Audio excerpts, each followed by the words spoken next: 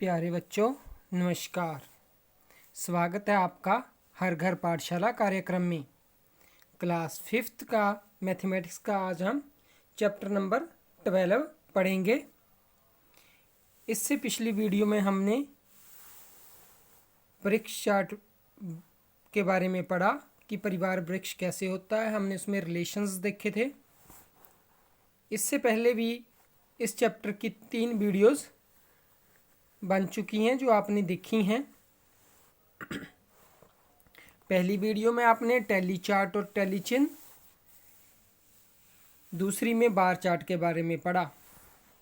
जो पिछली वीडियो हमने देखी थी उसमें आपने परिवार वृक्ष देखा था कि कैसे एक माधव शादी में जाता है, वहाँ उसे बहुत सारे रिश्तेदार मिलते हैं। तो इस बात को माधव अपनी माता शोभना से पूछता है कि हमारे इतने सारे रिश्तेदार कैसे हैं। तो उसकी माता पीढ़ी दर पीढ़ी रिश्तों के बारे में उसे समझाती है। तो शोभना अपने पुत्र माधव को ये समझाती है कि पीढ़ी 1 में कम से कम 1 सदस्य होना जरूरी है और पीढ़ी 2 में कम से कम 2 सदस्य। इसी प्रकार अगर इसी पैटर्न को फॉलो करें तो पीढ़ी 3 में 4 सदस्य, जैसे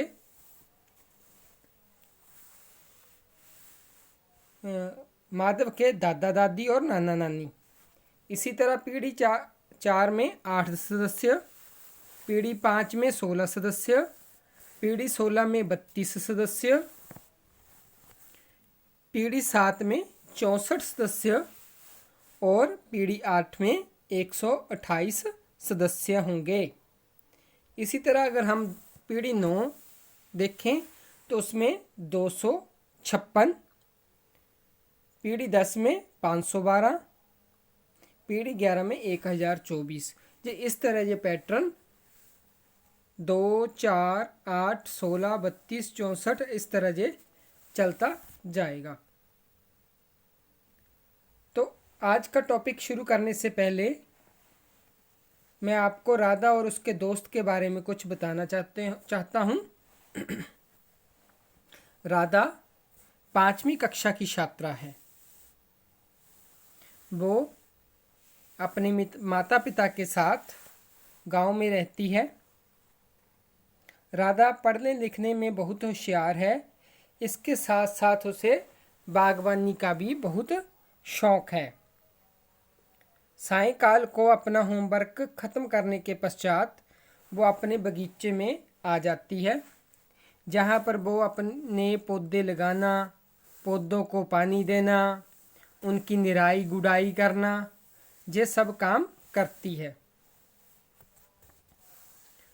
पौधों के साथ साथ उसे पशु पक्षियों से भी लगाव है। एक बार राधा ने कुछ बीज बोए और अच्छी तरह मिट्टी तैयार करके उसमें खाद भी डाली, उसको पानी दिया। जब पौधा थोड़ा बड़ा हुआ तो उसने उसके आसपास से घास निकाली और उसकी जड़ों पर दोबारा मिट्टी चढ़ाई और उसे खाद डाली। बागवानी के काम में उसका दोस्त बबलू भालू भी उसकी खूब मदद करता था। वो अक्सर ही पौधों को पानी देता। राधा और बबलू दोनों मिलकर जो उनका नया दोस्त था, जो कि छोटा सा पौधा था, उसकी खूब देखभाल करते थे। राधा की माँ भी अक्सर राधा को पेड़ पौधों के बारे में बहुत सी दिलचस्प और महत्वपूर्ण जानकारियाँ देती रहती थी। राधा की माँ उसे अक्सर बताया करती थी कि पौधे हमारे लिए कितना महत्वपूर्ण हैं। वो बताती थी कि पौधे वायुमंडल से कार्बन डाइऑक्साइड को सोखते हैं और हमें ऑक्सीजन देते हैं जो हमारे सांस लेने के काम आती है। इसके अलावा राधा की माँ ने राधा को बताया कि पौधे वातावरण का तापमान नियंत्रित करने में भी हमारी बहुत मदद करते हैं। वो धरती का उपजाऊपन बनाए रखते हैं। इस तरह की जानकारियाँ हमेशा ही उसकी माता राधा से साझा करती थी। एक बार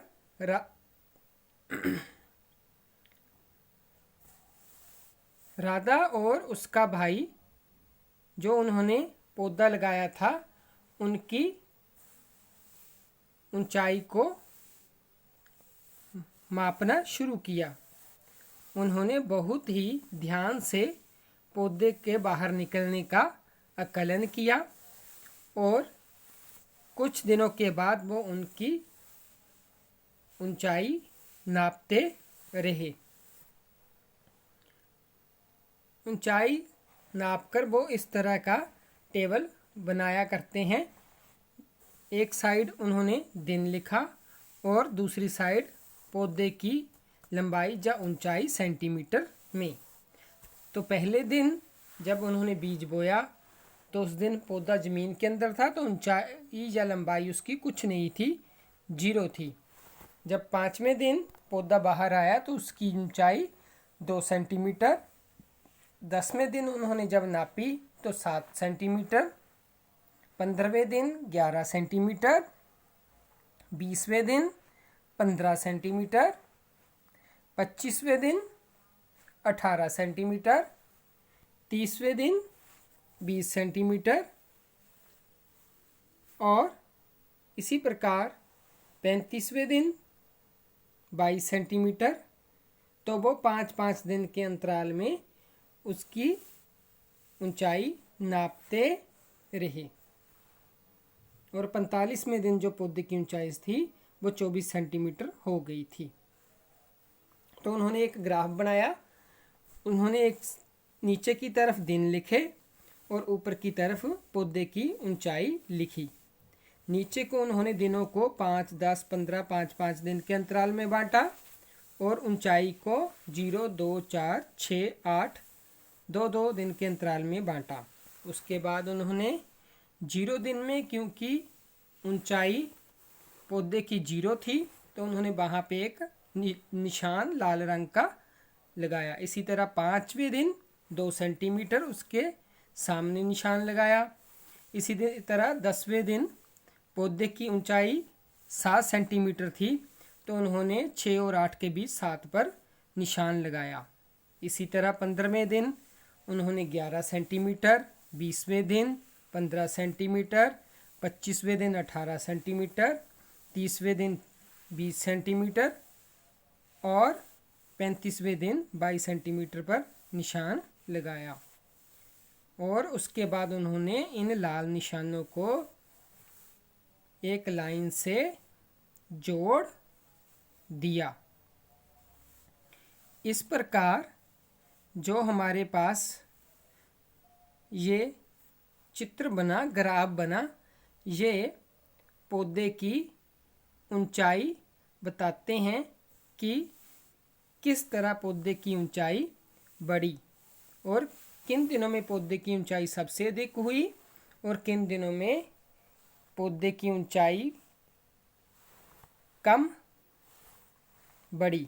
तो जहाँ से हमें देखने से पता चलता है कि 5वें दिन और 10वें दिन के बीच एक सीधी खड़ी तीखी खड़ी रेखा है, तो इससे पता चलता है कि इस दिन पौधे की ऊंचाई सबसे ज़्यादा बढ़ी। और 20वें दिन 30वें दिन के बाद जो रेखा है वह थोड़ी सी सीधी हो गई है, तो अब पौधे की ऊंचाई है वो इतनी तेजी से नहीं बढ़ रही है, लेकिन बढ़ रही है। शुरू में पौधे की ऊंचाई बहुत ही तेजी से बढ़ी। तो आप ग्राफ देखकर बता सकते हो कि किन दिनों में पौधे की ऊंचाई लंबाई सबसे ज़्यादा बढ़ी। तो हमने देखा कि 5 और 10 दिन के बीच पौधे की लंबाई सबसे ज़्यादा बड़ी थी। इसी तरह 19वें दिन पौधे की ऊंचाई कितनी होगी, अंदाज़ा लगाओ। तो ग्राफ से पता चलता है कि 20वें दिन पौधे की ऊंचाई 15 सेंटीमीटर थी, तो 19वें दिन लगभग 14 सेंटीमीटर पौधे की ऊंचाई होगी।